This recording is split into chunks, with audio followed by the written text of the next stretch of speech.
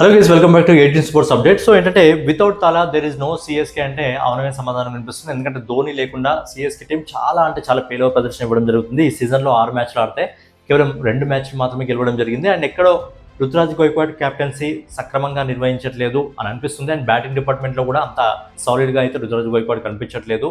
180+ చేజింగ్లో 14 మ్యాచ్లు ఓడిపోవడం జరిగింది ఇప్పటి వరకు సిఎస్కే 2019 నుంచి. సో 14 మ్యాచ్లు ఓడిపోవడం జరిగింది 180+ చేజింగ్లో.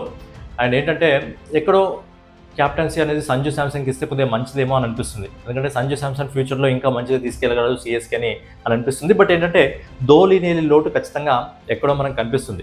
సో మాట్లాడుకుందాం. అందుకంటే ముందు ఇంకోటి ఏంటంటే నిన్న గ్రౌండ్లో మ్యాచ్ జరుగుతున్నప్పుడు నిజంగా హైదరాబాద్ గ్రౌండ్లో జరుగుతుందా లేకపోతే సిఎస్కేకి సంబంధించిన ఏదైనా గ్రౌండ్లో మ్యాచ్ జరుగుతుందా అన్న విధంగా ఆరెంజ్ ఆర్మీ ఫ్యాన్స్ ఎంతమంది ఉన్నారు, సిఎస్కే ఫ్యాన్స్ కూడా అంతేమంది ఉన్నారు. సో వాళ్ళందరూ ట్రైన్లు ఫ్లైట్లు వేసుకొని ఇక్కడికి మరి సిఎస్కే టీంని సపోర్ట్ చేయడానికి వచ్చారా లేకపోతే అక్కడ నుంచి వచ్చి ఇక్కడ జాబులు చేసుకుంటున్న వాళ్ళు సపోర్ట్ చేస్తున్నారో తెలియదు. లేకపోతే తెలుగు ఫ్యాన్స్కే మిగతా టీంలు అంటే కూడా ఇష్టం ఉంటుంది.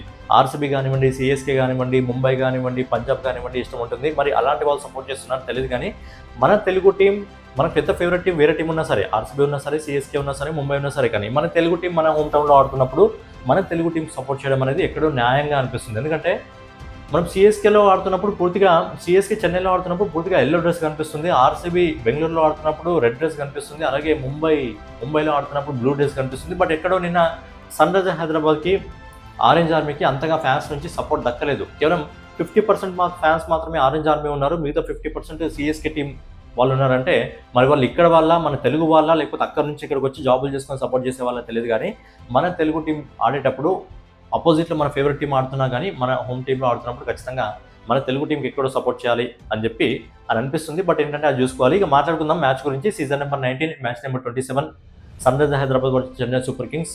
వెన్యూ వచ్చేసి ఉప్పల్ స్టేడియం. టాస్ గెలిచింది Chennai Super Kings and batting ఆహ్వానించింది ఎవరంటే హోమ్ టీం సన్ రైజర్స్ హైదరాబాద్ని. సో సన్ రైజర్స్ హైదరాబాద్ నుంచి అభిషేక్ శర్మ మళ్ళొకసారి అద్భుతమైన పెద్ద పులి మంచి ఫామ్లో ఉన్నాడు. అదరగొట్టేశాడు అభిషేక్ శర్మ స్టైల్ ఇదే. అవుట్ అయిపోతే గోల్డెన్ డక్అవుట్ అవుట్ అయిపోవడం జరుగుతుంది. కొడితే 50 పైన స్కోర్ కొట్టడం జరుగుతుంది. నిన్న కూడా అద్భుతంగా ఆడడం జరిగింది. నిన్న అభిషేక్ శర్మ 22 బాల్స్లో 6 4లు 4 6లతో 268 స్ట్రైక్ రేట్తో 59 పరుగులు చేయడం జరిగింది. స్పిన్నర్ వేయించడం జరిగింది. సిఎస్కే మొదటి నుంచే స్పిన్నర్ వేయించినా సరే షార్ట్ బౌలింగ్లో ఒకే ఓవర్లో 1 6 6 4 4 4 ఉతికారేశాడు స్పిన్నర్ని కూడా. అద్భుతమైన ఫామ్లో అయితే నిన్న కనిపించడం జరిగింది. అద్భుతమైన స్ట్రైక్లో కనిపించడం జరిగింది. అభిషేక్ శర్మ అద్భుతంగా బ్యాటింగ్ చేయడం జరిగింది. సో ఏంటంటే హైదరాబాద్ దగ్గర ఏంటంటే కన్సిస్టెన్సీగా ఒక 4-3 ప్లేయర్స్ ఉన్నారు.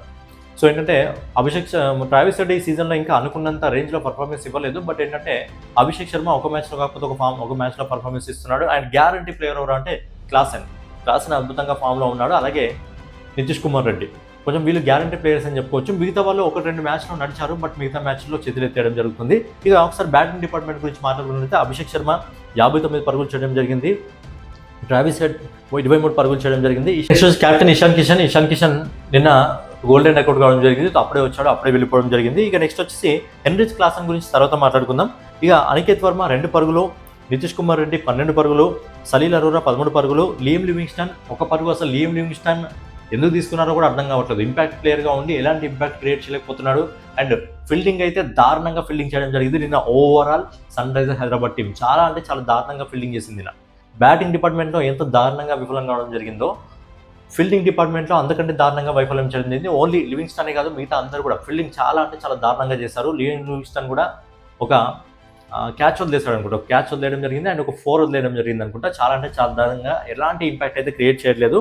బట్ ఏంటంటే 1 పరుగు మాత్రమే చేయడం జరిగింది. మరి ఎందుకు తీసుకున్నారో మనకు తెలియాలి. ఇక శివం కుమార్ వచ్చేసి కొంచెం బెటర్ అనుకోండి. బౌలింగ్ డిపార్ట్మెంట్ ఇంకా బ్యాటింగ్ డిపార్ట్మెంట్లో 12 పరుగులు చేయడం జరిగింది. ఇక కాటెరమ్మ కొడుకు, పెద్ద కొడుకు నిజంగా హైదరాబాద్కి, సన్ రైజర్స్ హైదరాబాద్ టీంకి ఒక గ్యారంటీ ప్లేయర్ అని చెప్పుకోవచ్చు. క్లాస్ అని 39 బాల్స్లో 6 4లు 2 6లతో 151 స్ట్రైక్ రేట్తో 59 పరుగులు చేయడం జరిగింది. సో ఏంటంటే అద్భుతమైన ఫామ్లో ఉన్నాడు కాటెరమ్మ కొడుకు, పెద్ద కొడుకు. ఎందుకంటే ఈ సీజన్లో అద్భుతంగా minimum guarantee players Sunrisers హైదరాబాద్కి ఎవరన్నా ఉంటారంటే ఖచ్చితంగా కాటెరమ్మ కొడుకే. ఎందుకంటే ఈ సీజన్లో మనము క్లాస్ అండ్ స్కోర్ చూసుకున్నట్టయితే ఒక మ్యాచ్లో ఆర్సీబీ మీద 31 పరుగులు, కేకేఆర్ మీద 52 పరుగులు, ఎల్ఎస్జీ మీద 62 పరుగులు, పంజాబ్ మీద 39 పరుగులు, ఆర్ఆర్ మీద 40 పరుగులు, అలాగే సిఎస్కే మీద నిన్న 59 పరుగులు. అంటే మినిమం గ్యారంటీ ప్లేయర్ ఎవరు సన్ రైజర్స్ హైదరాబాద్లో అంటే ఖచ్చితంగా కాటెరమ్మ కొడుకే. అండ్ ఇప్పుడు ఆరెంజ్ క్యాప్ హోల్డర్ కూడా. సో ఏంటంటే నితీష్ కుమార్ రెడ్డి ఇంకా కాటరమ్మ కొడుకు, అలాగే అభిషేక్ శర్మ వీళ్ళు కొంచెం అద్భుతంగా ఫామ్ చూపించడం జరుగుతుంది బ్యాటింగ్లో. అండ్ కాటరమ్మ కొడుకు అయితే కన్సిస్టెన్సీగా పర్ఫార్మెన్స్ ఇవ్వడం జరుగుతుంది. ఇదే రేంజ్లో ఆడితే నాకు తెలిసి ఈసారి ఆరెంజ్ క్యాప్ ఖచ్చితంగా క్లాసన్ దగ్గరే ఉండే విధంగా ఉంది. సో ఓవరాల్గా ఏంటంటే 20 ఓవర్లలో 9 వికెట్లు నష్టపోయి 194 పరుగులు చేయడం జరిగింది Sunrisers Hyderabad team. And సిఎస్కి బౌలింగ్ డిపార్ట్మెంట్ నిన్న ఆకట్టుకుందని చెప్పొచ్చు. మాథ్యూ షాట్ అటు బ్యాటింగ్లో ఫెయిల్ కావడం జరిగింది, ఇటు బౌలింగ్లో కూడా ఫెయిల్ కావడం జరిగింది. మాట్లాడుకుందాం. నిన్న మాథ్యూ షాట్ 3 ఓవర్లు వేసి 38 పరుగులు వేయడం జరిగింది, ఒక్క వికెట్ కూడా తీసుకోలేదు.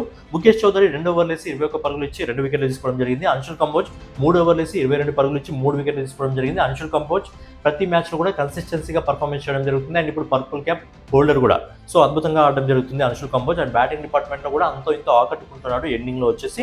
నెక్స్ట్ వచ్చేసి జిమ్మీ ఓవర్టన్ 4 ఓవర్లు వేసి 3 వికెట్లు తీసుకోవడం జరుగుతుంది, మంచి ఆల్రౌండర్. ఈ రియల్గా సిఎస్కే బౌలింగ్ డిపార్ట్మెంట్ కట్టడి చేసి సన్ రైజర్స్ హైదరాబాద్ని 194 పరుగులకు కట్టడి చేసిందని చెప్పొచ్చు. ఇక Chennai Super Kings batting department గురించి ఒకసారి మనం మాట్లాడుకున్నట్టయితే సంజు శాంసన్ ఆడితే అద్భుతంగా ఆడతాడు, లేదంటే లేదు. నిన్న 7 పరుగులకే వెందరగడం జరిగింది. లాస్ట్ 2 మ్యాచ్లు కూడా కొంచెం అద్భుతంగా ఫామ్ చూపించడం జరిగింది. బట్ నిన్న మ్యాచ్లో చేతులు చేయడం జరిగింది నితీష్ కుమార్ రెడ్డి బౌలింగ్లో. ఇక నెక్స్ట్ వచ్చేసి రుతురాజ్ గైక్వాడ్ 19 పరుగులు. నిజంగా రుతురాజ్ గైక్వాడ్ అటు క్యాప్టెన్సీలో ఫెయిల్ కావడం జరుగుతుంది, ఇటు డిపార్ట్మెంట్లో బ్యాటింగ్ డిపార్ట్మెంట్లో కూడా ఫెయిల్ కావడం జరుగుతుంది. చాలా అంటే చాలా ఫెయిల్యూర్ ప్రదర్శన ఇవ్వడం జరుగుతుంది రుతురాజ్ గైక్వాడ్. ఈ సీజన్లో మనం స్కోర్లో ఒకసారి చూసుకున్నట్టయితే ఒక మ్యాచ్లో 6, ఒక మ్యాచ్లో 28, ఇంకో మ్యాచ్లో 7, ఇంకో మ్యాచ్లో 15, ఇంకో మ్యాచ్లో 7, ఇంకో మ్యాచ్లో 19. అంతే, కనీసం యావరేజ్ 30 పరుగులు కూడా చేయలేదు. 30 పరుగులు కూడా ఏ ఒక్క మ్యాచ్లో చేయలేదు. ఇంత దారుణంగా వైఫల్యమవుతున్నాడు రుతురాజ్ గైక్వాడ్ బ్యాటింగ్ డిపార్ట్మెంట్లో కూడా.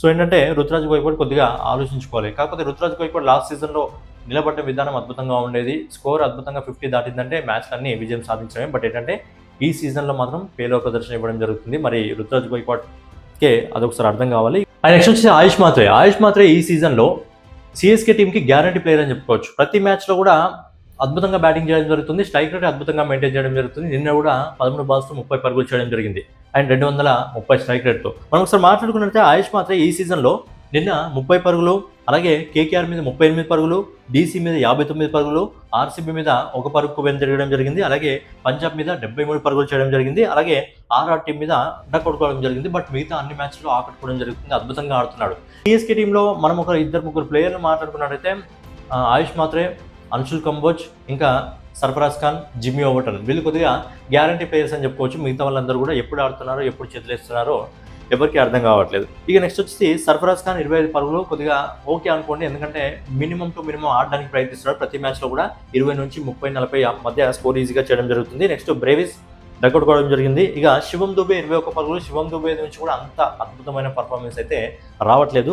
ఇక నెక్స్ట్ జిబీ ఓవర్టన్ ఆల్రౌండర్ 16 పరుగులు చేయడం జరిగింది. ఇక అంశుల్ కంబోజ్ ఎండింగ్లో వచ్చేసి కొద్దిగా మెరిపించిన 13 పరుగులు చేయడం జరిగింది. ఓవరాల్గా 20 ఓవర్లలో 8 వికెట్లు నష్టపోయి 184 పరుగులు మాత్రమే చేసి 10 రన్స్ తేడాతో నిన్న సిఎస్కే మ్యాచ్ అయితే చేజార్చుకోవడం జరిగింది. And Sunrisers Hyderabad bowling department గురించి మాట్లాడుకున్నట్లయితే అందరూ బౌలింగ్ డిపార్ట్మెంట్లో అద్భుతంగా ప్రదర్శన ఇవ్వడం జరిగింది, ఒక్క ప్రఫుల్ హింగ్ తప్ప. ప్రఫుల్ హింగ్ మొదటి 2 ఓవర్లోనే 40 రన్స్ ఇవ్వడం జరిగింది. ఓవరాల్గా 4 ఓవర్లు వేసి 60 రన్స్ ఇవ్వడం జరిగింది. ఆయుష్ మాత్రం ఉతికి ఆరేశాడు ఒకే ఓవర్లో ప్రఫుల్ హింగ్ని. ఏదైతే మొదటి మ్యాచ్లో కాన్ఫిడెన్స్ రావడం జరిగిందో కాన్ఫిడెన్స్ పూర్తిగా దెబ్బతీశాడు. ఒకటే ఓవర్లో 4-6, 4-4-4తో దెబ్బతీశాడు. ప్రఫుల్ హింగ్ ఏదైతే ఆ కాన్ఫిడెన్స్ ఉందో ఆ కాన్ఫిడెన్స్ లెవెల్ని పూర్తిగా దెబ్బతీశాడు. ప్రఫుల్ ఏంటంటే ఒక లైన్లో బౌలింగ్ చేయట్లేదు, బట్ అయినప్పటికీ ఏంటంటే లాస్ట్ ఓవర్ ఇషాన్ కిషన్ నమ్మి బౌలింగ్ చేయడం జరిగింది. నాన్ స్ట్రైక్లో మనకు ఓవర్టన్ ఇంకా అంశుల్ కంపోజ్ చేయడం జరిగింది కాబట్టి మ్యాచ్ కొద్దిగా మన చేతిలోకి వచ్చింది. లేదంటే ఒకవేళ వేరే బ్యాట్స్మెన్స్ ఉంటే ఖచ్చితంగా మ్యాచ్ చేజారిపోయేది. ఇక ప్రఫుల్ హింగ్ కొద్దిగా చూసుకోవాలి, ఆ కోచ్లు ఇంకా కెప్టెన్ కొద్దిగా సలహాలు సూచనలు ఇవ్వాలి. డెబ్యూ మ్యాచ్లు కాబట్టి కొత్తగా ఐపీఎల్ ఆడుతున్నారు కాబట్టి కొంచెం వాళ్ళకు సపోర్ట్ ఇవ్వాలి, వెనకాల నుంచి బ్యాక్ నుంచి సపోర్ట్ ఇస్తే ఖచ్చితంగా ముందు మంచి మ్యాచ్లు అయితే మంచి ఫామ్లోకి అయితే వాళ్ళు రావడం జరుగుతుంది. ఇక వచ్చేసి నితీష్ కుమార్ రెడ్డి ఒక golden diamond Sunrisers Hyderabad అని చెప్పొచ్చు, ఎందుకంటే బ్యాటింగ్ డిపార్ట్మెంట్లో బౌలింగ్ డిపార్ట్మెంట్లో అద్భుతంగా ప్రదర్శన ఇవ్వడం జరుగుతుంది. 4 ఓవర్లు వేసి 31 పరుగులు ఇచ్చి 2 వికెట్లు తీసుకోవడం జరిగింది. అలాగే షకీబ్ హుసేన్ 4 ఓవర్లు వేసి 32 పరుగులు ఇచ్చేసి 1 వికెట్ తీసుకోవడం జరిగింది. అలాగే ఇషాన్ మలింగా నేను ఎక్సలెంట్ అని చెప్పుకోవచ్చు, 4 ఓవర్లు వేసి 29 పరుగులు ఇచ్చి 3 వికెట్లు తీసుకోవడం జరిగింది. శివం కుమార్ వచ్చేసి 3 ఓవర్లు వేసి 1 వికెట్ అయితే తీసుకోవడం జరిగింది, కేవలం 18 పరుగులు ఇచ్చి. శివం కుమార్ కూడా ఎక్సలెంట్ అని చెప్పుకోవచ్చు. సో ఏంటంటే ఓవరాల్గా ఏంటంటే Sunrisers Hyderabad bowling department అనేది కొంచెం ఫామ్లోకి వచ్చింది అని చెప్పుకోవచ్చు. సో ఏంటంటే ఒక 200-220 కొట్టగలిగితే ఈజీగా బౌలింగ్ డిపార్ట్మెంట్ అనేది కవర్ చేయడం జరుగుతుంది. సో ఏంటంటే మిగతా మ్యాచ్లు నడుస్తున్న కొద్దీ ఇంకా బౌలింగ్ డిపార్ట్మెంట్ ఏ విధంగా ఉందో తెలుస్తుంది. నిన్న ఒక ప్రఫుల్ తప్ప మిగతా అందరూ కూడా బౌలింగ్ డిపార్ట్మెంట్లో మంచి ప్రదర్శన ఇవ్వడం జరిగింది. ఇక ఓవరాల్గా ఏంటంటే సన్ రైజర్స్ హైదరాబాద్ 6 మ్యాచ్ల్లో 3 మ్యాచ్లు గెలిచి ప్రజెంట్ 4వ స్థానంలో ఉంది. అలాగే సిఎస్కే వచ్చేసి 6 మ్యాచ్ల్లో 2 మ్యాచ్ల్లో గెలిచి 4వ స్థానంలో ఉంది. ఓవరాల్గా ఏంటంటే టేబుల్లో మళ్ళీ 4వ స్థానంలోకి వచ్చింది సన్ రైజర్స్ హైదరాబాద్. ఏంటంటే ముందు మ్యాచ్లు కూడా బౌలింగ్ డిపార్ట్మెంట్ అద్భుతంగా ఉంది కాబట్టి మొదటి బ్యాటింగ్ చేస్తే ఈజీగా 200+ ఈజీగా టార్గెట్ చేయాలి. అదే చేజింగ్ చేస్తే ఇక అది బౌలర్స్ చేతిలో ఉంటుంది అనుకోండి. బట్ ఏంటంటే సిఎస్కే టీం ఇంత దారుణంగా విఫలం కావడానికి కారణం ఏంటి అనేది మీ ఒపీనియన్ కామెంట్ రూపంలో తెలియజేయండి. అలాగే రుతురాజ్ గైక్వాడ్ క్యాప్టెన్సీని సక్రమంగా నిర్వహించట్లేదు. మరి సంజు శాంసన్కి ఇస్తే బాగుంటుందా, లేకపోతే రుతురాజ్ గైక్వాడ్ క్యాప్టెన్సీ చేస్తే బాగుంటుందా అనేది మీ ఒపీనియన్ కామెంట్ రూపంలో తెలియజేయండి. సో ఫైనల్గా ఇదన్నమాట వీడియో. రెగ్యులర్గా ఇలాంటి ఐపీఎల్ వీడియోస్ కోసం మన 18 స్పోర్ట్స్ అప్డేట్ ఛానల్స్ ఫాలో అవుతుండండి. అలాగే వెళ్ళే ముందు వీడియో లైక్ చేసి వెళ్ళండి. నెక్స్ట్ వీడియోలో మళ్ళీ కలుసుకుందాం. జై హింద్, జై భారత్, నమస్తే.